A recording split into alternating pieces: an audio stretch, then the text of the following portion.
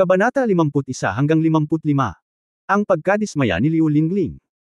Ang grupo ni Ren na may 6 na tao, 5 sa kanila ay nagdidilim na, at ang natitira ay may hawak na bote ng alak, tinitingnan ang gulo sa paligid niya, at pagkatapos ay tumingin kay Yang Yiyo na kalmado at tahimik, at ang mga tao sa paligid niya na nanunood ng saya at nagkakagulo, gusto niyang umiyak ngunit walang luha, at nagngangalit ang kanyang mga ngipin na may mapait na kamay upang uminom ng alak. Gayunpaman, pinigilan siya ni Yang Yiyo. Sige, huwag ka nang uminom, Wei Ren at ang iba ay lasing na parang mga patay na aso, kung uminom ka ulit, kailangan nating maghanap ng magpapaalis sa kanila, okay lang ba na ipaubaya mo sa iyo ang kalalabasan nito? No problem, paulit-ulit na tumango ang natitirang payat, basta bawal uminom, magiging maayos ang lahat.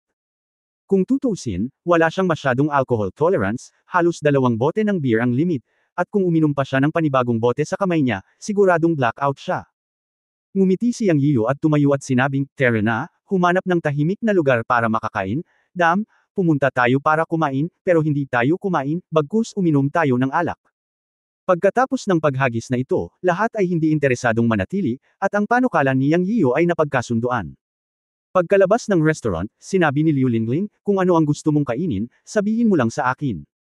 Treat kita ngayon at makakain ka." Hindi ko inaasahan na gagawin ito ni Wei Ren. Medyo na-guilty siya. It's none of your business. Tina-target niya ako. Tara na sa gautang famous food at kumain ng Lao Dufu. Baka bihira na tayong pumunta dito in the future. Tumingin si Yang Yiyo sa iba at sinabi. Walang pakialam si Yang Yiyo sa sinasadyang pakulo ni Wei Ren sa kanya ngayon. Palagi na lang siyang low-key, pero hindi ibig sabihin na wala siyang init ng ulo. Kung si Wei Ren at ang iba pa ay hindi nagsanib puwersa para ipahiya siya ngayon, hindi sana siya naglagay ng bitag para sa kanila. 5 sa 6 na tao ang nalasing, na isang sampal sa kanilang mga mukha. Pero wala na silang pakialam. Pagkatapos maghiwalay, kanya-kanya silang pinuntahan. Baka hindi na sila magkita. Hindi na kailangang magdala ng sama ng loob. Binanggit ni Yang Yiyo ang pangalan ng gautang famous food, at 5 sa 6 na tao ang nagsabing hindi nila alam. Sa halip, sinabi ni Yang Lin, sa hindi kalayuan, mayroong isang lumang restaurant na 19 na taon nang nagnenegosyo. Balita ko taga-gautang, Shandong ang may-ari kaya gautang famous food ang pangalan ng restaurant. Ilang henerasyon na ang restaurant na ito at may napakagandang reputasyon sa kapitbahayan. Ang mga sangkap na ibinebenta dito ay masasabing pinakaabot-kayang sa paligid, at hindi sila kailanman nagtataas ng mga presyo ng random. Pumupunta ako doon paminsan-minsan. Magugustuhan mo ang lumang tokwa na ipinamana ng aking mga ninuno. Pagkatapos makinig kay Yang Lin, tumango si Yang Yiyo at sinabing, oo, dati, kapag mahigpit ang gastusin sa pamumuhay, madalas akong pumunta sa gautang famous food. Minsan ang matandang may-ari ay mamimigay ng libreng kupon sa pagkain. Maaaring hindi ka maniwala, ngunit maraming tao mula sa mahihirap na pamilya na. Maaari kang bumili ng pagkain ng pautang doon, ngunit walang sino man ang nag-default sa bill. Sa loob ng 19 na taon, ang gautang famous food ay nanatiling kagalang-galang gaya ng dati. Sa isang kisap mata, nakaalis na tayong lahat. 3 taon na ang nakalilipas, namatay ang matandang may-ari. Kinuha ng kanyang anak ang negosyo pagkatapos magretiro. Napanatili pa rin niya ang tradisyong iniwan ng matandang may-ari, batay sa reputasyon. Hindi niya kailanman dinaya ang mga tao sa presyo ng mga sangkap at inumin. Ganoon pa rin ang lasa ng lumang tofu. Speaking of which, 3 buwan na akong hindi nakakapunta doon. Namiss ko talaga ta. Halika, kilala ko ang anak ng matandang may-ari. Treat kita ngayon. Masyadong emosyonal si Yang Yiyo. Malalim ang memorya niya sa gautang famous food. Nang kapos na siya sa mga gastusin sa pamumuhay, pumunta siya sa gautang famous food para bumili ng pagkain sa utang. After hearing what you said, I really want to try it. Hehe, nakangiting sabi ni Chen Xiaobei. Oo, susubukan ko rin. Wala nang maraming kilalang lumang tindahan ngayon. Sumang-ayon si Lin Huan. Isa ba iyon? Itinuro ni Liu Lingling ang isang pulang tindahan at sinabi. Oo, yun lang. Mukhang na-upgrade na ang tindahan, ungol ni Yang Yiyo. Pumasok ang ilang tao habang nag-uusap. Pagkapasok ko ay nakita kong na-renovate na ang tindahan at mas maliwanag kaysa dati. Ang 19 na mesa sa bulwagan ay halos okupado. Sa kaliwang dingding, may message wall na natatakpan ng maliliit na notes na may iba't ibang slogan. Ang ilan sa mga tala ay naging dilaw, at ang ilan ay bago. Ito ang mga mensaheng iniwan ng mga taong pumunta rito upang kumain at umalis sa nakalipas na 19 na taon.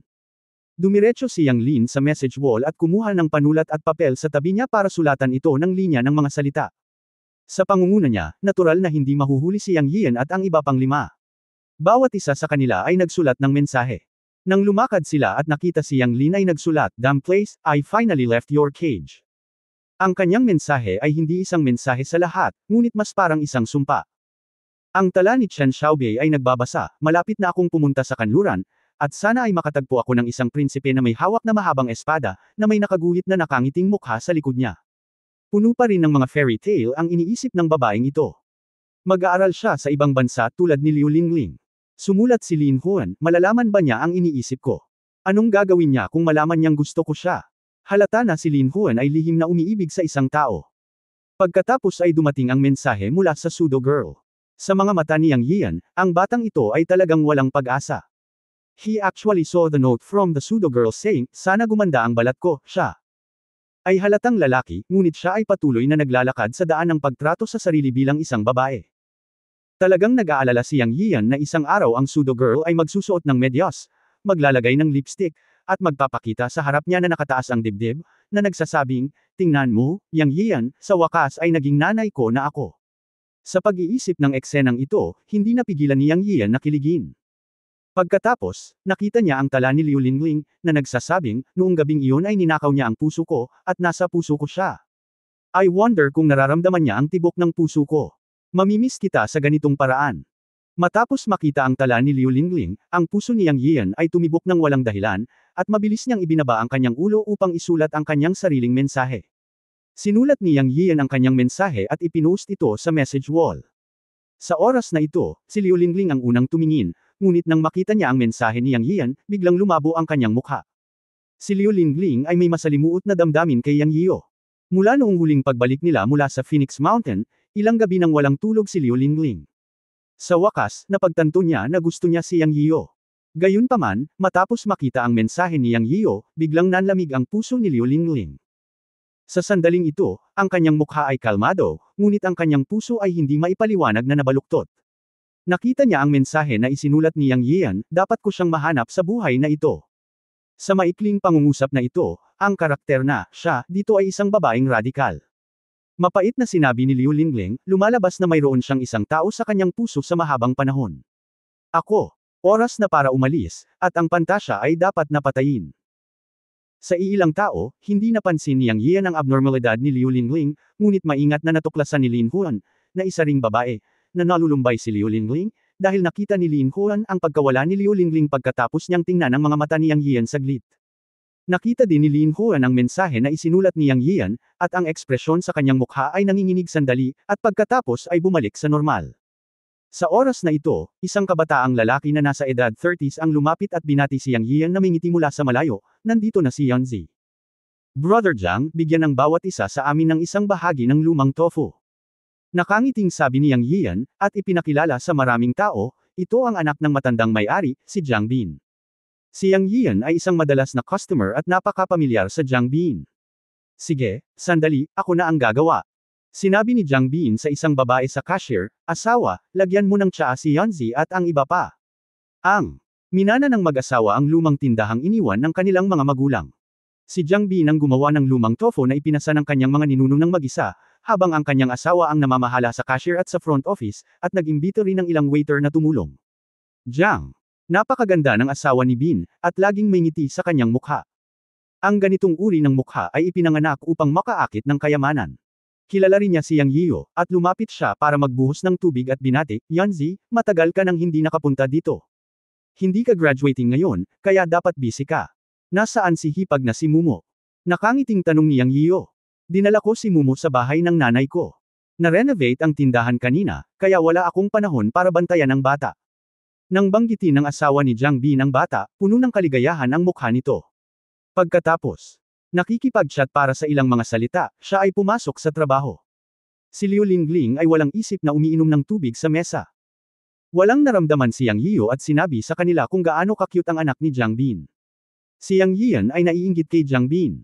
Pagkatapos niyang magretiro, namana niya ang lumang tindahan na iniwan ng kanyang mga magulang. Pagkatapos nilang ikasal, ang mag-asawa ay nagsilang ng isang anak na babae na kasing cute ng isang porcelain doll. Sila ay isang napakasayang pamilya ng tatlo. Uminom silang 6 ng tsaa at nagkwentuhan. Maya-maya, lumabas ang matandang tokwa. Mukhang masarap at ketikam-tokam. Gayunpaman, maliban kina Liu Lingling at Lin Huan na hindi nagpapansinan kapag kumakain, sinabi ng iba na masarap ito. Pagkatapos kumain at uminom ay umalis na ang ilang tao. Nang sila ay akayin, si Liu Lingling ay may gustong sabihin kay Yang Yian, ngunit hindi niya ito sinabi pagkatapos ng lahat. Gusto niya talagang magtanong, sino ang siya, na nakasulat sa mensahe ni Yang Yian. Ngunit nang ang mga salita ay dumating sa kanyang mga labi, nilunok niya iyon pabalik. Nakita ni Yang Yian na nag-aalangan siyang magsabi ng isang bagay at nagtanong, ano ang mali? Wala, Palm. Sabi ni Liu Lingling at umalis kasama sina Lin Huan at Chen Xiaobei. Sa sandaling lumingon siya, medyo naguluhan si Yang Yian sa biglaang pagwawalang bahala ni Liu Lingling. Pagkatapos ay umuwi siya kasama si Yang Lin at ang transvestite. Nakaupo sa sofa, naisip niya ang mensahe ngayong araw.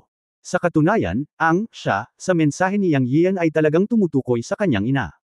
Gusto niyang mahanap ang malupit na ina na nagpabiye sa kanya at sa kanyang kapatid. Sa pag-iisip tungkol sa kanyang mga magulang, hindi na malaya na umabot na sa alas 8 ng gabi ang oras, at biglang tumunog ang kanyang telepono. Pagkatapos ay dial ang numero, isang malakas na tawa ang nagmula sa loob, Yan Ancient Capital Hotel, Room 777, iniimbitahan ka ng aming pamilya sa hapunan. Kabanata 52 Ako ang isa. Nang nakakonekta ang telepono, natigilan sandali si Yang Yian bago niya napagtanto kung sino iyon. Si Wang Masheng ang bumagsak sa villa sa Fengwang Mountain noong nakaraang pagkakataon. Pagkatapos nilang maghiwalay noong gabing iyon, dinala ni Wang Masheng at ng kanyang asawa ang kanilang anak para magpa-check up. Bago umalis, sinabi nilang aanyayahan nila si Yang Yian sa hapunan, ngunit hindi nila natanggap ang kanilang tawag mamaya. Si Yang Yian ay abala rin at nakalimutan na niya ito. Sa hindi inaasahan, naalala pa rin ni Wang Masheng ang pangyayaring ito pagkatapos ng maraming araw. Sa telepono, paulit-ulit na humingi ng paumanhin si Wang Masheng, sinabing aanyayahan niya si Yang Yian sa hapunan kinabukasan pagkarating niya sa lungsod mula sa Fengwang Mountain, ngunit may nangyaring nagpaantala sa kanya. Sa pagkakataong ito, pagkatapos niyang malutas ang problema, naglaan siya ng oras upang tawagan si Yang Yian sa lalong madaling panahon, at nais ng pamilya na ipahayag ang kanilang pasasalamat. Labis na naantig si Yang Yian sa paghingi ng tawad ni Wang Masheng. Bihira para sa isang senior instructor sa edad na 40 na maalala ang kabaitan ng isang karaniwang tulad niya. Mula sa huling pagkikita at pakikipag-ugnayan, naramdaman ni Yang Yian na si Wang Masheng at ang kanyang asawa ay hindi mula sa isang simpleng background. Sinabi ni Li Jie sa oras na iyon, ang matanda sa bahay. Ang pangungusap na ito ay maaaring marinig, ang pamilya Wang ay malamang na isang malaking pamilya.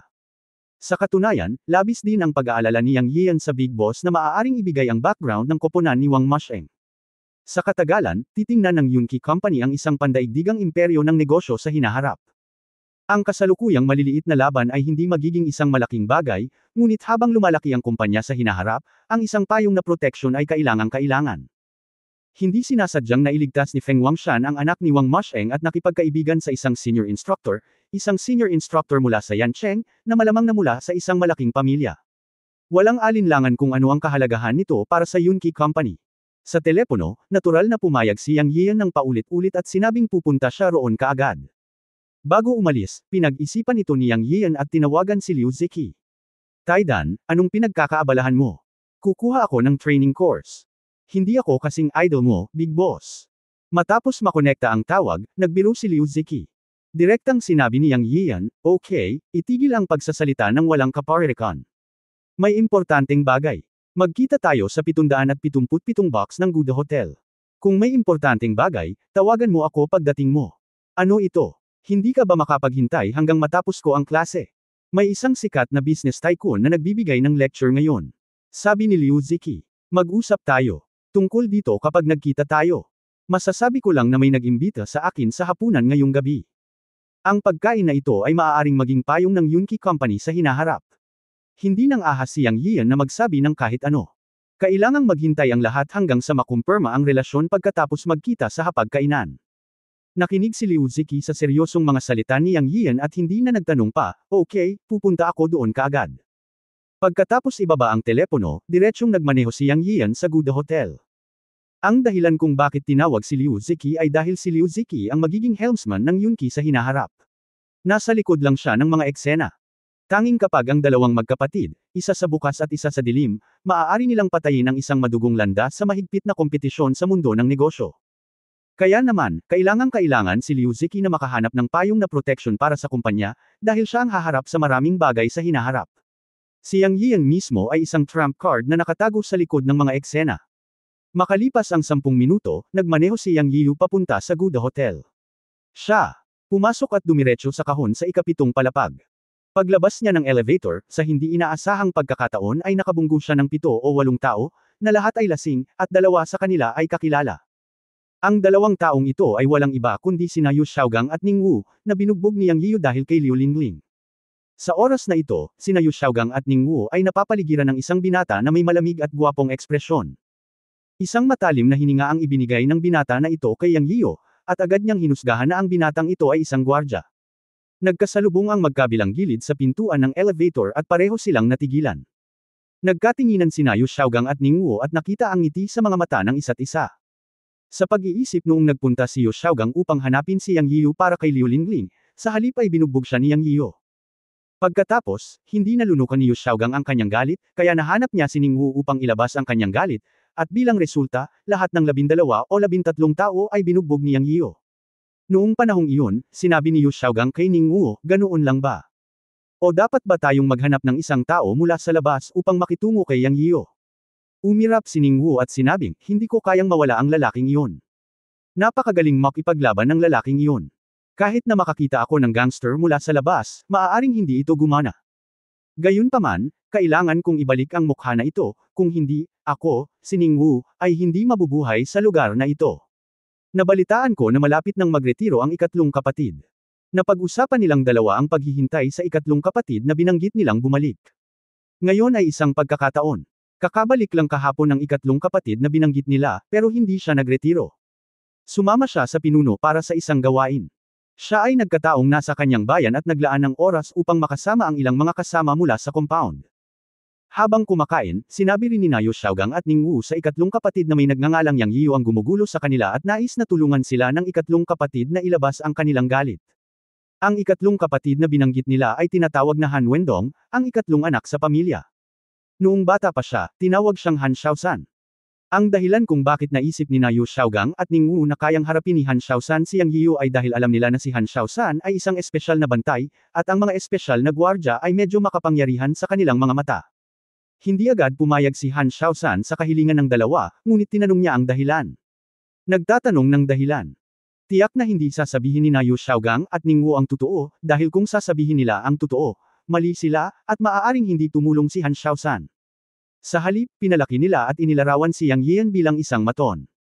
Bilang isang kasamang lumaki sa isang compound, naniwala si Han Xiaosan sa sinabi ni Yu Xiaogang at Ning Wu, at nangako sa kanila na kung si Yang Yiyu talaga ang sinasabi nilang bully, siya, si Han Xiaosan, ay hindi utol na turuan siya ng leksyon. Kaya pagkatapos na makita si Yang Yiyu sa pintuan ng elevator, tuwang-tuwa si Yu Xiaogang at Ning Wu, sa pag-iisip, ito ay talagang isang makitid na daan para magtagpo ang mga kalaban. Sa pagkakataong ito kasama ang ikatlong kapatid na lalaki, maaari nilang ibalik ang mukha na nawala sa kanila noong nakaraan at nakahinga ng maluwag. Nang makita ni Yang Yiyu ang dalawa, ngumiti siya at sinabing, Yu Xiaogang, Ning Wu, nakalimutan mo na ba ang sinabi mo noong nakaraan? Sa hinaharap, lumihis ka kapag nakita mo ako. Ngayon ay hinaharangan mo ang daanan ko. Ang mga salita ni Yang Yiyu ay tumama sa marka ni Yu Xiaogang at Ning Wu. Sa sandaling ito, umaasa sila na si Yang Yiyu ay magiging mayabang hanggat maaari, dahil kapag si Yang Yiyu ay mayabang lamang nila mabibigyang inspirasyon ang pakiramdam ng hustisya ni Han Xiaosan at gawin siyang kumilos. Ang mas makasalanang si Yu Xiaogang ay ibinaba muna ang kanyang ulo, nagkukunwaring natakot, at sinabi kay Yang Yiyan, Master yun. Huminahon ka, kaming magkakapatid ay gusto lang kumain, ngunit hindi namin inaasahan na makakasalubong ka, gagawa kami ng paraan para sa iyo, mangyaring huwag gawin ito. Nakita ni Ning Wu ang estilo ni Yu Xiaogang at naunawaan niya ito. Alam niyang nagdaragdag siya ng gasolina sa apoy ni Han Xiaosan. Inilibot niya ang kanyang mga mata at sinabi kay Yang Yiyan sa mahinang boses, Oo, Master Yun, huwag kang magalit, kaming magkakapatid ay gagawa ng paraan para sa iyo, huwag gawin ito, huwag gawin ito. Ang dalawa ay nagpanggap na takot kay Yang Yiyan na parang tigre. Nang makita ang mga mata ni Han Xiaosan, hindi niya naiwasang sumimangot. Bilang isang kaibigan na lumaki sa parehong tambalan noong bata pa siya, kilala niya ng gusto sina Yu Xiaogang at Ning Wu.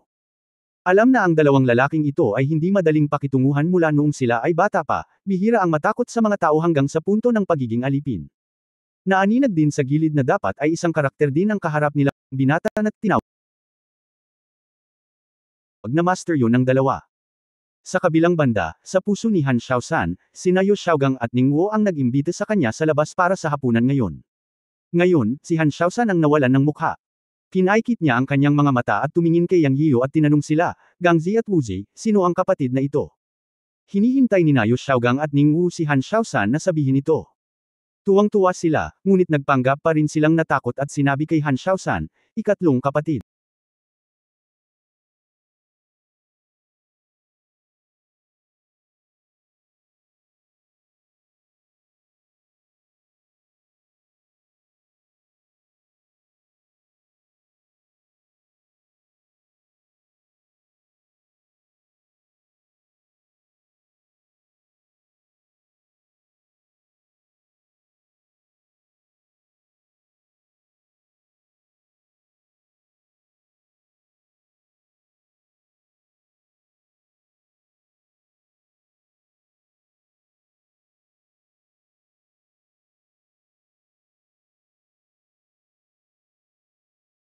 Kapatid. Bilangin mo, kalimutan mo na, hindi natin kayang saktan si Master yon. Naguguluhan din si Yang Yiu sa mga ekspresyon ni Yu Xiaogang at Ning Wu sa oras na ito, at naisip niya sa sarili, na puno ba ng tubig ang utak ng dalawang lalaking ito. Bagamat naparusahan na sila, hindi sila natatakot na tawagin ko silang Master, di ba? Noong nakaraan, sinabi niya sa kanila na lumihis kapag nakita nila siya sa hinaharap. Ngayon, hindi dahil malakas si Yang Yiu, kundi dahil sabik siyang makita ang pamilya ni Wang Masheng. Medyo balisa siya. Tungkol naman kay Han Xiaoshan, nang marinig niya ang sinabi ni Yu Xiaogang, damilat siya at malakas na sinabi, sabihin mo sa akin, ano ang problema, ako na ang bahala sa iyo. Nagtagumpay ang masamang plano ni Yu Xiaogang, at mabilis niyang sinabi kay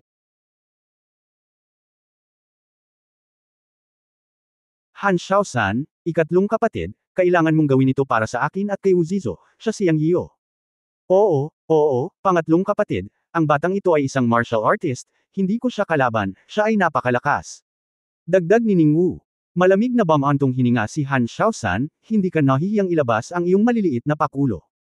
Pagkatapos magsalita, tumingin si Han Xiaoshan kay Yang Yiu na may malamig na mukha at sinabi, Master Yun.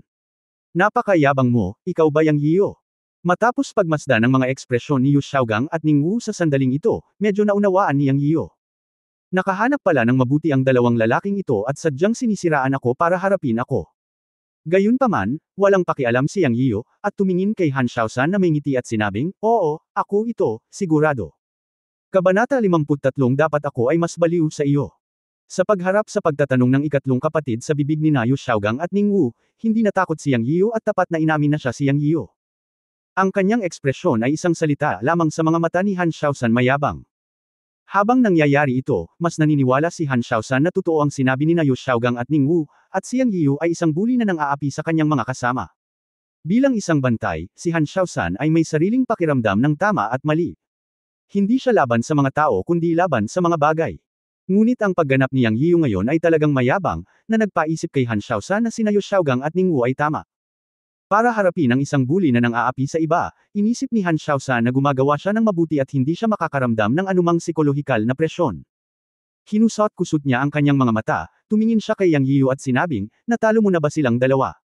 Itinuro ni Han Xiaoshan sina Yu Xiaogang at Ning Wu at tinanong si Yang Yiu. Seryosong tumanggo si Yang Yiu, oo, natalo ko silang dalawa. Mayabang ka ba?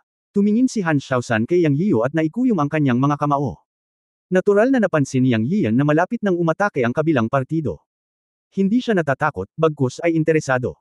Ang binatang ito, na tinawag na third brother ni Yu Xiaogang at Ning Wu, ay nagbigay sa kanya ng pakiramdam na siya ay medyo mas malakas kaysa kina Liu Ziki at Li Dai. Mula nang magsimula siyang magsanay ng Taoismo, halos masasabi ni Yang Yian na hindi pa niya nakilala ang isang kalaban, na nagparamdam sa kanya ng kaunting kalungkutan bilang isang master. Sana ay mabigyan siya ng sorpresa nitong third brother. Sa oras na ito, hindi siya nagmamadaling hanapin ang pamilya ni Wang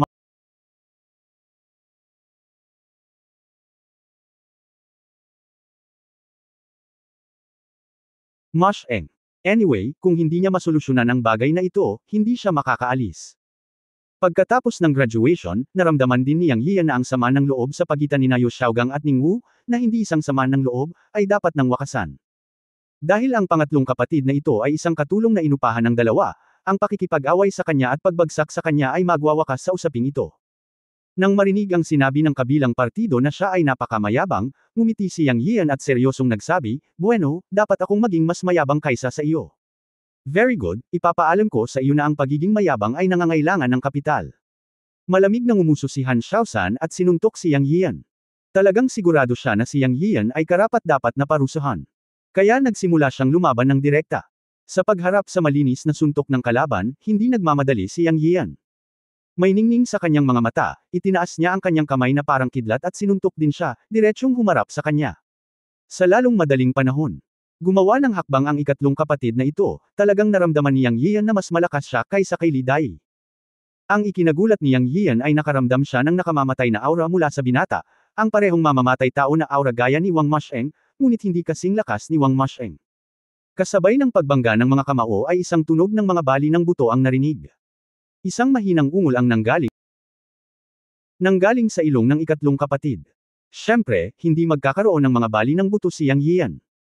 Sa ibabaw ng kanyang katawan, siya ay mukhang maislan at malambot, ngunit pagkatapos ng pagsasanay at pagtemper sa kanyang katawan, bawat pulgada ng kalamnan at buto ay napakatigas at puno ng lakas ng pagsabog. Kahit na si Han Xiaoshan ay isang espesyal na gwardya, siya ay isang mortal pa rin. Bagamat ang kanyang pisikal na fitness ay higit na nakahihigit kaysa sa ordinaryong tao, hindi siya kapantay ni Yang Yiu, isang magsasaka, kaya't normal para sa kanya ang pagkatalo. Matapos magbanggaan ang dalawang kamao, nakita ni Yang Yiu ang pagbabago ng mukha ng binata sa isang iglap, at agad na napuno ng pawis ang kanyang noo. Ngunit ang dahilan ng paghanga ni Yang Yiu sa kanya ay ang pag-ungol lamang niya, hindi sumisigaw, at walang kahit katiting na intensyon na umatras. Sa halip, nanlamig ang kanyang mukha, at sumipa siya pabalik. Ang sipa na ito ay isang sidekick. Ang target ay ang baywang ni Yang Yiu. Medyo huli na para umiwas, kaya hindi umiwas si Yang Yiu at hinayaan ang kanyang sipa na tumama sa kanyang baywang. Gayunpaman, ang kanyang katawan ay mainitan, at kaya niyang tiisin ang sipa na ito. Siya, lihim ding naisip na isa ring walang awa na karakter ang binatang ito. Nabali ang kanyang kamao, ngunit wala siyang kahit katiting na intensyon na umatras o matakot. Sa halip, sumipa siya ng malakas. Dahil may kaunting paggalang siya sa binata, nagpigil si Yang Yian ng kaunting lakas ng sipain siya ng kabilang partido sa baywang at sinuntok siya sa dibdib, na nagpapakita ng awa. Bang-bang! Umalangaw-ngaw ang tunog ng mga kamao at sipa na tumatama sa laman. Malakas na sinipa ng binata sa baywang si Yang Yian, na nagpamanhid sa bewang niya saglit, ngunit hindi ito seryoso, at tumama rin ang kamao niya sa dibdib ng binata. Siya ay direktang napaatras 4 na metro ang layo ng isang suntok, at tumama sa dingding ng koridor. Napaungol si Han Xiaoshan, at ang nag-aapoy na sakit sa kanyang dibdib ay naging dahilan upang siya ay manhid. Laking gulat niya. Hindi niya inaasahan na ang binatang ito na nagngangalang Yang Yian ay may napakahusay na kung fu na kaya niyang harapin ito, isang marangal na Qinglong Special Guard. Naramdaman ni Han Xiaoshan na tila hindi ginamit ng kabilang partido ang kanyang buong lakas, at ang suntok sa dibdib ay dapat na maawin, kung hindi ay maaaring mabali ang kanyang mga buto sa dibdib. Bilang miyembro ng Azure Dragon Guard, napakamayabang ni Han Xiaoshan. Sa diksyonaryo ng bawat miyembro ng Azure Dragon Guard, mayroon lamang tagumpay at kamatayan. Natamba siya sa suntok ni Yang Yiu at nataman sa pader. Matapos mabigla, natauhan siya, nagniningning ang mga mata, nakakuyom ang mga kamao, at determinado siyang lumaban hanggang kamatayan. Anyway, hindi siya aamin ng pagkatalo. Maliban kung pinatumba siya ni Yang Yiu sa isang suntok at hindi na muling bumangon, kung hindi, bilang miyembro ng Azure Dragon, walang aamin na natalo. Para naman kina Yu Xiaogang at Ning Wu at ilang binata sa tabi nila, halos lumuwa ang kanilang mga mata sa sandaling ito. Hindi nila akalain na ang maladyos na pangatlong kapatid na si Han Xiaoshan sa kanilang mga puso ay matatalo ng suntok ni Yang Yiu. Namutla ang mukha ni Yu Xiaogang, at bumaba si Leng Hao mula sa likuran. Halos matakot siya sa katigasan ni Yang Yiu. Iniisip niya sa kanyang puso, darating kaya si Yang Yiu para makipag-ayos sa kanya mamaya. Si Ning Wu ay hindi mas mahusay. Ang pangatlong kapatid niya ay nontog sa pader ng suntok ni Yang Yiu. Alam niyang napahamak siya sa pagkakataong ito. Napakataas ng fighting power ni Yang Yiu na kahit ang kanyang ikatlong kapatid na lalaki, na isang espesyal na gwardya, ay hindi makakapantay sa kanya.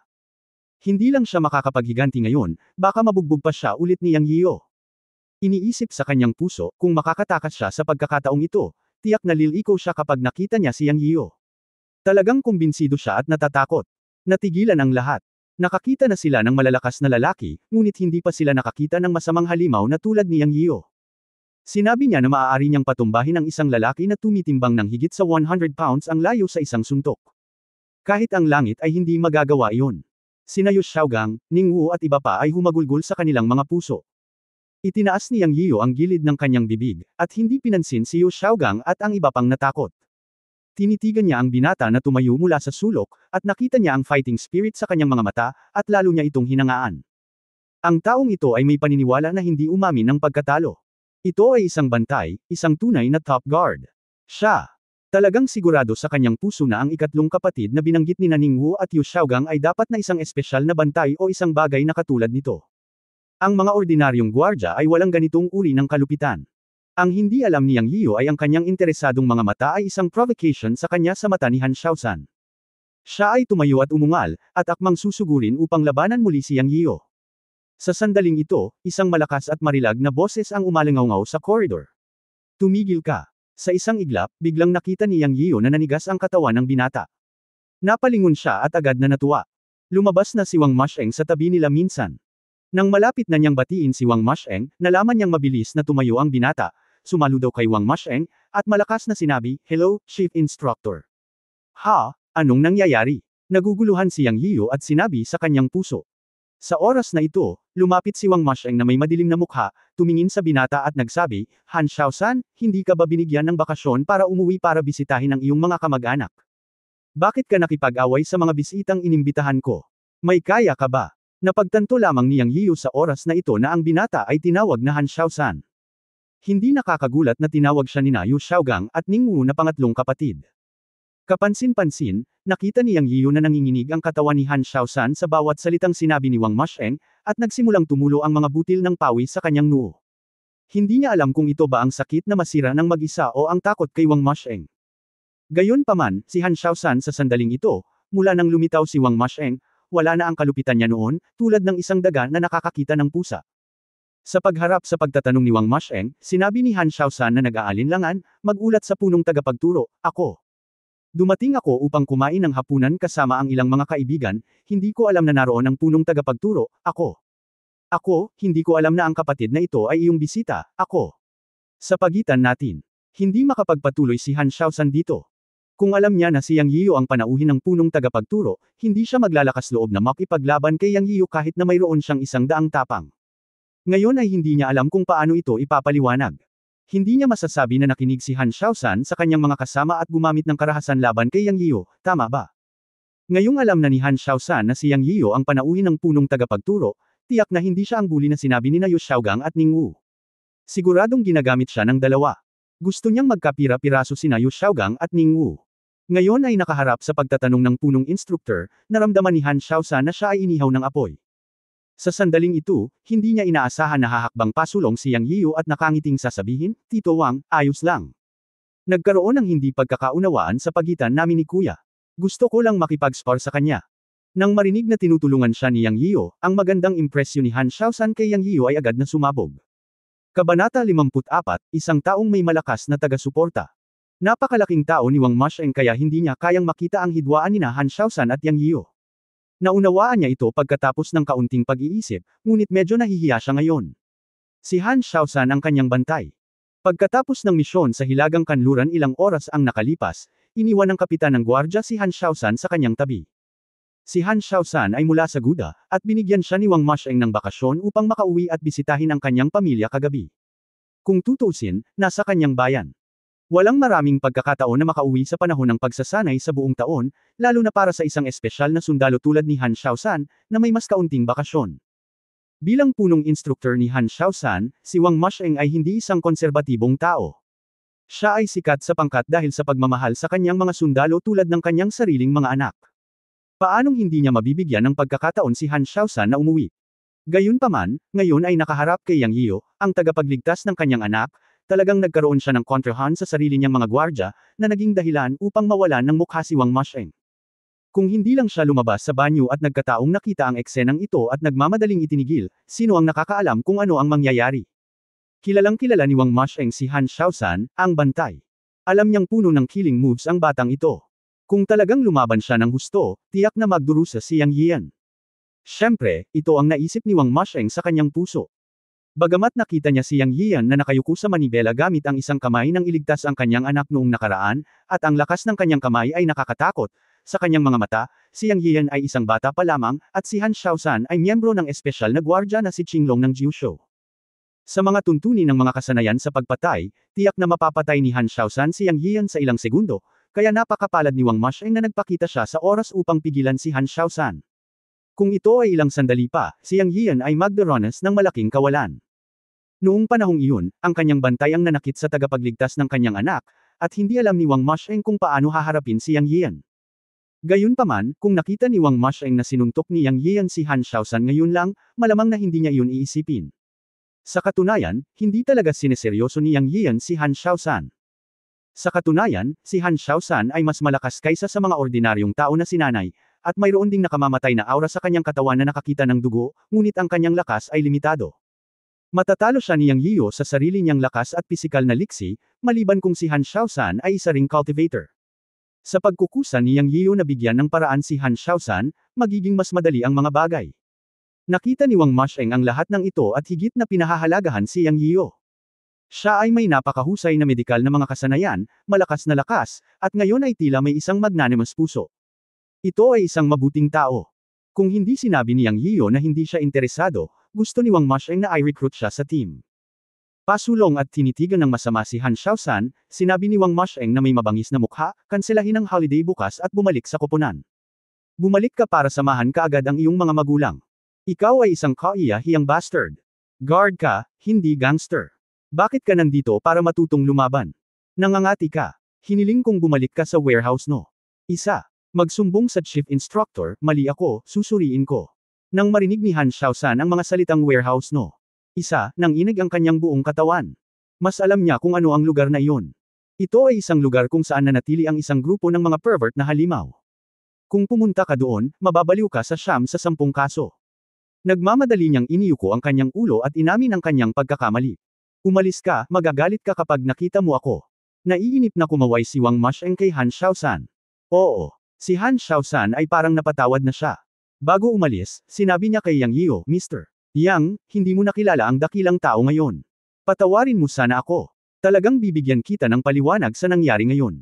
Pagkasabi nun ay nagsulot siya at pumasok na sa elevator. Para naman kina Yu Xiaogang at Ning Wu, natural na sinundan nila si Han Shaosan sa elevator.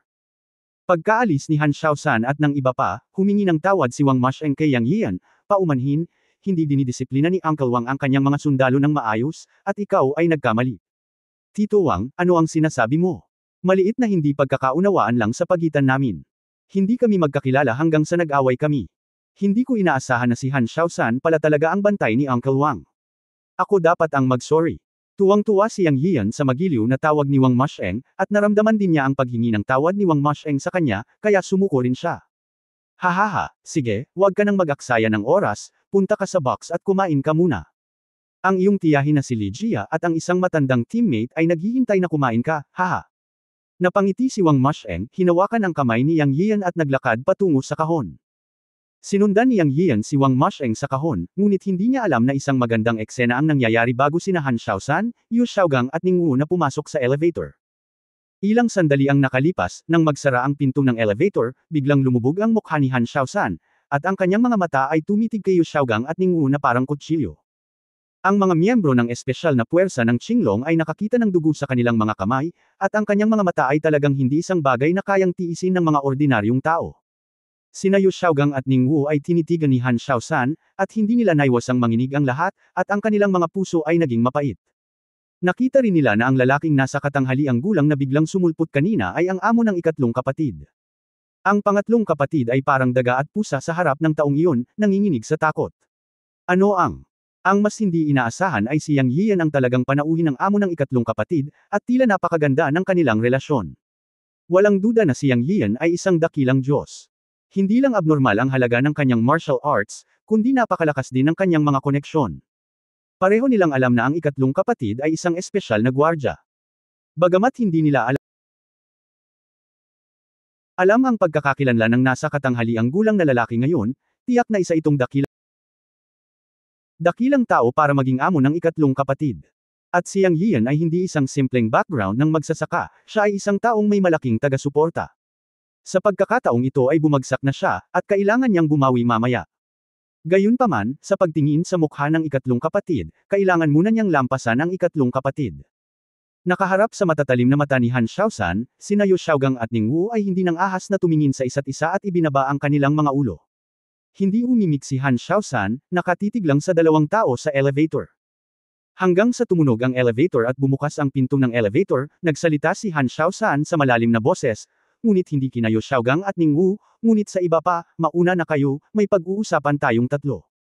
Naramdaman ng iba ang panlalamig ng ikatlong kapatid, at nagmamadaling nag-hello at isa-isang naglaho. Sa oras na ito, tanging sina Han Xiaoshan, Ning Wu at Yu Xiaogang lamang ang naiwan sa elevator. Malamig na sinabi ni Han Xiaoshan, hindi ba dapat may sasabihin kayong dalawa sa akin?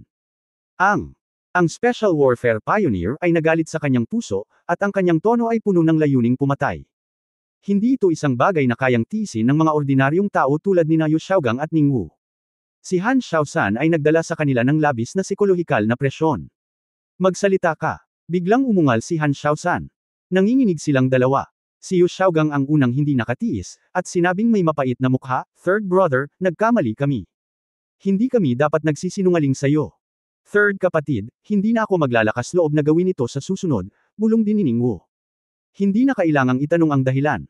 Kinumpirma ni Han Xiaoshan na silang dalawa ang nagdagdag ng panggatong sa apoy at sinisiraan si Yang Yiyo. Ang magalang ay ginamit siya bilang isang tulisan ng dalawang kaibigang ito na lumaki sa likuran niya noong bata pa siya. Kung hindi siya binigyan ni Yang Yiyo ng mukha ngayon at sinabihan siya ng magandang salita sa harap ng punong instruktor, ang kanyang pinaghirapang posisyon na bantay ay natapos na. Sa pag-iisip nito, galit na galit si Han Xiaoshan. Habang iniisip niya iyon ay mas lalo siyang nagalit. Dalawang bastard, paulit-ulit mong sinasabi na itinuring mo akong kapatid, tinatawag akong third brother, ng buong pagmamahal, ngunit naghukay ka ng isang malaking hukay para sa akin sa likod ko. Sa sumunod na segundo, itinaas ni Han Xiaoshan ang kanyang kaliwang kamay at sinuntok at sinipa sina Yu Xiaogang at Ning Wu. Ang kanyang kanang kamay ay nabali ni Yang Yiyan at nakabitin. Kayong dalawang bastard, tinuring ko kayong dalawa bilang kapatid ko, niloko niyo ako, hinayaan ko kayong manloko, hayaan kayong manloko. Pangatlong kuya, nagkamali tayo, huwag mo akong patulan. Huwag mo akong hampasin sa mukha. Huwag mo akong hampasin sa mukha, mali kami, third brother, iligtas mo kami. Hayaan mong maglaruan kayong dalawa, maglaro kayo. Bang, bang, bang. Sa elevator, inilabas ni Han Xiaoshan ang kanyang galit kina Yu Xiaogang at Ning Wu. Matapos makita ang eksenang ito, mabilis na kinuha ng surveillance screen sa security room ng Ancient Capital Hotel ang intercom at sumigaw, "Lao Zhang Xiaowang, pumunta sa elevator no." Isa nang mabilis, may marahas sa elevator. Natanggap. Sa elevator, hinampos ni Han Xiaoshan sina Yu Xiaogang at Ning Wu, at sa wakas ay nakahinga ng maluwag. Si Yu Xiaogang at Ning Wu ay naging mga ulo ng baboy, lumiit sa sulok ng elevator, humahagulgol. Sa katunayan, hindi gumamit ng mabibigat na kamay si Han Xiaoshan, kung hindi ay ma-disable ang dalawa. Matapos ang pambubugbog, sa wakas ay nakaramdam ng kaunting ginhawa si Han Xiaoshan at tumingin sa dalawa at sinabing, "Alam mo ba ang iyong mga pagkakamali? Kuya-san, we know our mistakes," paulit-ulit na tumango ang dalawa. Kabanata 55. Ano ang pangalan ng iyong ama? Sige, tigilan mo na ang pagpapanggap na patay na. Nag-iingat ako kapag sinaktan kita. Maging mabuting tao at gumawa ng mga bagay sa hinaharap. Huwag maglaro, kung hindi, magdurusa ka ng malaking pagkawala sa hinaharap. Binatukan kita para maalala mo. Ang iyong pamilya ay itinuturing na mabuti sa sinaunang kabisera, ngunit sinasabi ko sa iyo na sa mundong ito, may ilang mga tao na hindi mo kayang saktan. Bumalik ka at humingi ng tawad kay Yang Yiyo. Alam mo ba ang gagawin? Third brother, alam namin, paulit-ulit na tumango sina Yu Xiaogang at Ning Wu. Ding! Sa oras na ito, muling bumukas ang pinto ng elevator, at lumabas ang dalawang security guard. Nang makita si Yu Xiaogang at Ning Wu na may bagbog na mukha, sinabi ng matandang security guard, "Anong nangyari sa inyong dalawa? Kailangan mo bang isumbong?" Habang nagsasalita, naglabas siya ng sandata sa kanyang kamay at tumingin kay Han Xiaoshan na may maingat na mukha. "Umalis ka, nagsasanay tayo ng martial arts, hindi mo ba naiintindihan? Bakit tumawag ng pulis?" Ngumisi si Ning Wu, ngunit inilabas niya ang kanyang galit sa security guard. "Mag-ulat. Nagbibiro ka ba? Kahit na magkaroon sila ng 10 lakas ng loob, hindi sila maglalakas loob na magsumbong." Ang bumugbog sa kanila ay ang pangatlong kapatid. Lumabas ang tatlo sa elevator at umalis. Bumalik sa katinoan ang matandang security guard, "Ba, karapat dapat kang bugbugin sa ulo ng baboy." Sina Ningwu at Yu Xiaogang, na lumabas ng ilang hakbang, ay narinig ang mga salita ng matandang security guard, at ang kanilang mga puso ay kumirot at halos matamba. Gusto nilang puntahan at makipag-away sa matandang security guard, ngunit hindi sila naglakas loob na gawin iyon sa pagsunod sa kanila ni Han Xiaosan. Iniisip ang pambubugbog ngayon, talagang naagrabyado ito. Sino ang nakakaalam na si Yang Yiyu ay napakagaling? Hindi lamang siya binugbog ng ikatlong kapatid, ngunit kailangan din niyang humingi ng tawad kay Yang Yiyu. Ano ito? Huwag na nating pag-usapan sina Han Xiaosan, Ningwu, at Yu Xiaogang.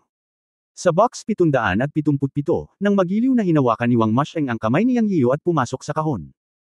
Sa kahon, bilang karagdagan sa asawa ni Wang Masheng na si Li Jia at anak na si Wang Zhongren, mayroon ding isang nasa katanghaliang gulang na lalaki na nakauniforme na halos kaedad ni Wang Masheng. Nang makita niya si Wang Masheng na naglalakad papasok kasama si Yang Yiyu sa kanyang kamay, isang flash ng pagkagulat ang sumilay sa kanyang mga mata, at pagkatapos ay nawala. Nakita ni Li Jia si Yang Yian na nakangiti at tumayo at magiliw na sinabi, "Yian, halika at maupo ka rito."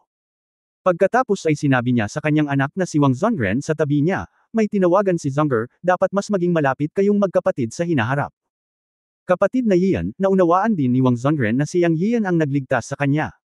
Kahit anong klaseng tao siya, magpapasalamat siya sa biyayang Nagel iligtas buhay. Kahit na si Wang Zhongren ay rebelde at may masamang ugali, siya ay may positibong pakiramdam ng tama at mali, na nauugnay sa kanyang pinagmulang pamilya. Matapos lumakad si Yang Yian at tinawag si Li Jia auntie, binati niya si Wang Zhongren, at pagkatapos ay itinuon niya ang kanyang paningin sa nasa katanghaliang gulang na instructor. Sinabi na ni Wang Masheng, "Ipinakilala ka ni Yian, ito ang aking teammate, ang kasalukuyang kapitan ng Good Team Fu Chao, maaari mo siyang tawaging Uncle Fu." Lumiwanag ang mga mata ni Yang Yian, alam na ipinakikilala siya ni Wang Masheng sa isang tao, at ang taong ito ay isang malaking kuha sa Guda, na talagang isang kaaya-ayang sorpresa, at iniunat niya ang kanyang kamay at sinabing, "Hello Uncle Fu." Ngumiti si Fu Chao at nakipagkamay kay Yang Yian, ngunit nabigla siya sa kanyang puso. Alam na alam niya ang background ng pamilya ni Wang Masheng. Si Yang Yian ay napaboran ng pamilya ni Wang Masheng, at ang relasyong ito ay talagang matatag. Okay, balita ko napakagaling mo sa gamot. Guguluhin ka ni Uncle Fu para masuri ang sakit ko sa hinaharap. Ngumiti si Fu Chao ng kalahating biro at kalahating seryoso. Narinig ni Yang Yian na nagpapahayag siya ng mabuting kalooban sa kanyang sarili, at paulit-ulit na sinabi, "Walang problema, nakagawa ako ng ilang mga tagumpay sa mga kasanayang medikal, si Uncle Fu ay naruroon anumang oras." Hahaha, mabuti, malinis at maayos kang magsalita, hindi katakataka na pinuri ka ni Nalawang at Li Jia, bata ka at may pangako. Nakangiting sabi ni Fu Chao. Halika, lahat tayo ay pamilya, umupo at kumain at mag-chat. Pagkaupo nila, ngumiti si Li Jia at sinabi kay Fu Chao, "Old Fu, huwag mong maliitin ang medical skills ni Yian. Noong huling pagkakataon, noong nasugatan si Zonger, pumunta kami ni Wang Hemian sa ospital para magpa-check up. Hulaan mo kung ano ang sinabi ng ospital." Ang papuri ni Fu Chao para sa medikal na kasanayan ni Yang Yian ay isang magalang na pananalita. Sa kanyang puso, hindi niya naisip na si Yang Yian, isang binata, ay maaaring magkaroon ng anumang napakahusay na medikal na kasanayan. Gayunpaman, nang marinig niya ang mga salita ni Li Jia, sineseryoso niya ito sa kanyang puso, dahil alam niyang hindi nagmalabi si Li Jia. Ang mga kasanayang medikal ni Yang Yian ay maaaring purihin ni Li Jia, isang sikat at mahigpit na propesor sa Yancheng University. Baka may skills talaga siya. Seryosong tanong niya, ano ang sinabi ng ospital? Sinabi ni Li Jia na may takot na takot, sinabi ng matandang doktor sa ospital na ang pinsala sa ulo ni Zonger ay napakalubha kaya walang magawa ang ospital tungkol dito. Ang taong gumamot kay Zonger ay dapat na isang mahusay na doktor. Nahihiya din daw siya sa sarili niya at pinakilala ko siya sa kanya. Nagulat si Fu Chao matapos itong marinig. Natural na alam niya kung sino ang tinutukoy ng matandang doktor sa ospital na si Li Jia.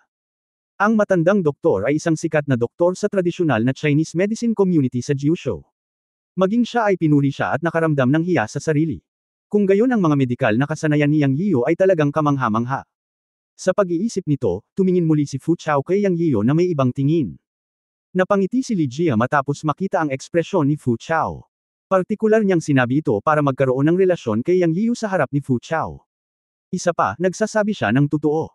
Matapos umalis sa Phoenix Mountain noong huling pagkakataon, dinala ng kanilang pamilya ang kanilang anak na si Wang Zhongren sa ospital para sa isang check-up, at ang resulta ay totoo nga. Kung hindi dahil kay Yang Yiu, maaaring nasa panganib ang buhay ng kanyang anak noong panahong iyon. Sa kabutihang palad, lumabas sa resulta ng pagsusuri ng ospital na maayos na ang kanyang anak at gumaling na ang lahat ng kanyang mga sugat. Kailangan lang niyang magpagaling sa ospital ng ilang araw. Kung hindi dahil kay Yang Yio, si Li Jia at Wang Masheng ay pinagsisisihan ito sa natitirang bahagi ng kanilang buhay. Lalo na si Wang Masheng, sa tuwing naiisip niya ang mga salita ng matandang doktor, siya ay papawisan ng malamig. Mula rin noon ay nakipag-usap din siya sa kanyang anak, at malaki ang pagbabago sa relasyon ng mag-ama. Ang lahat ng ito ay dahil kay Yang Yio. Kaya't ang pasasalamat ni Wang Masheng at ng kanyang asawa kay Yang Yio ay mula sa kaibuturan ng kanilang mga puso. Sa pagkakataong ito ay nag-dinner sila ni Yang Yio para lang kilalanin si Yang Yio bilang isang benefactor na may napakahusay na medikal na kasanayan. Kilalanin mong mabuti ang kanyang kalagayan. Hindi inimbestigahan ni Wang Masheng ang background ni Yang Yian, dahil pakiramdam niya ay magiging kawalang galang kay Yang Yian kung mag-iimbestiga siya. Mas mainam na anyayahan si Yang Yian sa hapunan at magtanong sa hapagkainan, na magiging magiliw din at ang magkabilang panig ay maaaring magpataas ng kanilang damdamin. Pagkatapos kumain ng ilang sandali, tiningnan ni Wang Masheng ang kanyang asawang si Li Jia, ibig sabihin ay dapat niyang tanungin ang sitwasyon ni Yang Yian. Sa pag-aaral man o buhay, kung matutulungan niya si Yang Yian, ito ay pagpapahayag ng pasasalamat ng kanilang pamilya. Ngumiti si Li Jia at kumuha ng ulam para kay Yang Yian na nakaupo sa kaliwa, at pagkatapos ay kumuha ng ulam para sa kanyang anak na nakaupo sa kanan. She asked kindly, Yian, kumusta ka na sa academically? Wala na akong time magtanong, baka may tiyahin na makakatulong sa'yo. Kailangan mong sabihin ang totoo, at maaari kang ituring ng tiyahin bilang kalahating anak na lalaki. Nakaharap. Ang mabait na tanong ni Li Jia, Yang Yian, na walang pagmamahal ng ina mula pagkabata, ay nakadama ng kirot sa kanyang puso sa sandaling ito. Damang-dama niya ang pag-aalala ni Li Jia sa kanya mula sa kaibuturan ng kanyang puso, at labis siyang naantig. Ibinaba niya ang chopsticks, mabilis niyang sinabi, Tita, kakagraduate ko lang at nakipag-ugnayan na ako sa isang internship company. Okay na ang buhay ko ngayon. Nakagawa ako ng gamot sa pagpapaganda na tinatawag na Zuyandan. May kita naman ako kaya huwag kang mag-alala. Oo nga pala, may dala rin akong regalo para sa'yo. Naramdaman ni Yang Yian ang taos-pusong pag-aalala ni Li Jia at sinagot siya ng totoo nang walang itinatago. May kinuha siyang maliit na box sa kanyang bulsa at binuksan iyon. May 4 na maliliit na bote sa loob, na naglalaman ng Zuyandan. Ito ang Reg Along inihanda niya para sa pamilya ni Wang Masheng bago umalis. May mga 10 bote sa isang maliit na kahon, at naglagay siya ng bote sa harap ng lahat ng naruroon. Ang bawat bote ay naglalaman ng 10 Zuyandan. Ayon sa kasalukuyang presyo sa merkado, ang maliit na bote na ito ay nagkakahalaga ng hindi bababa sa 10,000 yuan kung ito ay ibebenta. Anyway, ito ay mabuti para sa balat at maaaring gamitin ng parehong mga lalaki at babae. Nang ilabas ni Yang Yian ang Zuyandan, napabulala sina Li Jia at Fu Chao. Nagawa mo ba ang Zuyandan? Nagtatakang tanong ni Li Jia. Oo, nahihiyang ngumiti si Yang Yian at tumango. Sa oras na ito, sinabi ni Fu Chao sa gilid, nakakamangha. Ang tigress sa bahay ay nagsasalita tungkol sa Zuyan Pill sa aking tainga araw-araw, na nagsasabi na ito ay isang magic beauty na gamot at hiniling sa akin na kunin ito para sa kanya. Dahil dito, nalaman kong out of stock ito at hindi na talaga makukuha. Hindi ko ini-expect na ikaw pala ang bumuo nito. Tito Fu, salamat sa papuri. May dala akong maliit na halaga ngayon. Magpapadala ako kay tita sa ibang araw. Medyo proud si Yang Yio. Masayang sinabi ni Li Jia, ilang araw ang nakalipas, tumawag ang tiyahin ni Zonger at binanggit ang Zuyan Pill. Sinabi niya na sa wakas ay nakakuha siya ng 2 table tas.